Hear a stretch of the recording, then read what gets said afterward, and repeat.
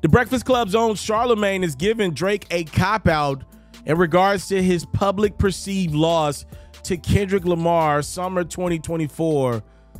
Charlamagne recently said Drake's got the perfect way to say he's won the battle with Kendrick, even though we all know he lost.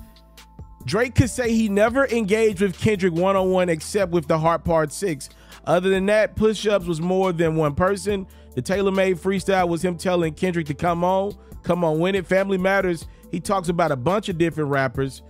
The Heart Part 6 was the only time that Drake really just talked to Kendrick directly. So all you gotta say is, I beat 20 people by myself. Right now, I'm offering you a special way to support your boy Ferro. If you enjoy my great quality content I put out every single day, make sure you cop a Facebook supporter badge or a YouTube membership. The prices start as low as $3.99 to show your boy that you support the grind.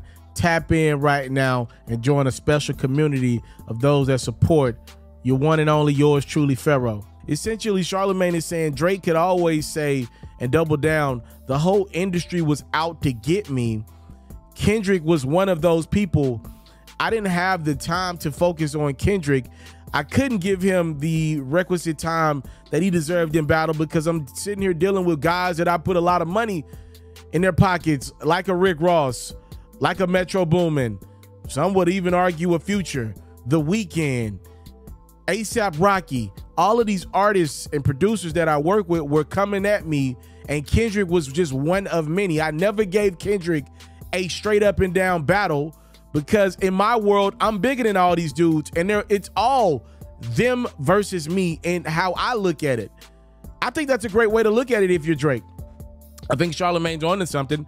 I do think it's weird how Drake has kind of went about his battle post the battle, right? Like Drake hasn't really said much publicly that you can really attach himself to. He's not going to do interviews, right? Like you don't hear him coming out and explaining why he never responded to Kendrick's diss records. And I'm talking about making a hit record to They Not Like Us. After the Heart Part 6, Drake kind of just went away, right? And Kendrick was kind of deemed victorious. I wonder why Drake stopped putting out records. Like, I just don't understand why stop. If you felt like you hadn't been looked at as the winner and you seen what They Not Like Us was doing, and then the pop-out concert happened, and now this dude's about to do a Super Bowl, why not step on a little bit of Kendrick's steam? Maybe Drake's just like, I'm done with it. I'm cool. It was fun to do, but I'm straight on going back at Kendrick.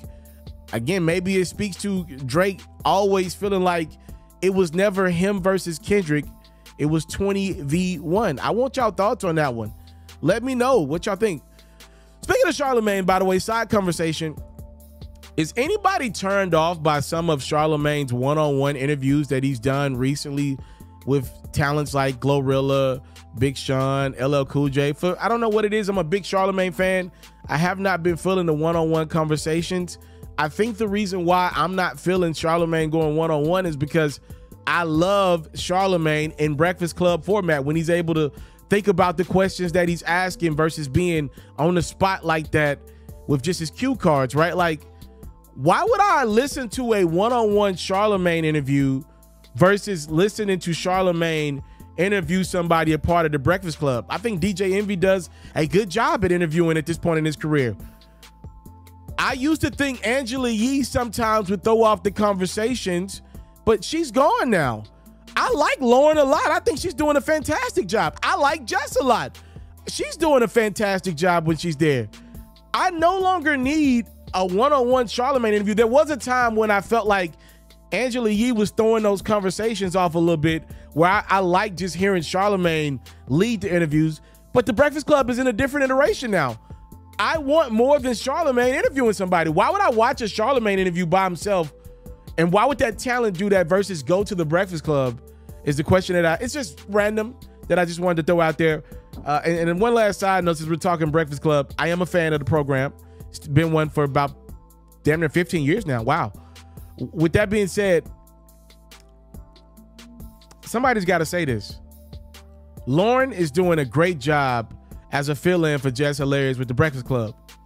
Jess also was doing a great job, a part of the Breakfast Club's new iteration. You want to know what would be so progressive in radio? And I know iHeart's got a super big budget, but obviously we're in a troubling time in our economy.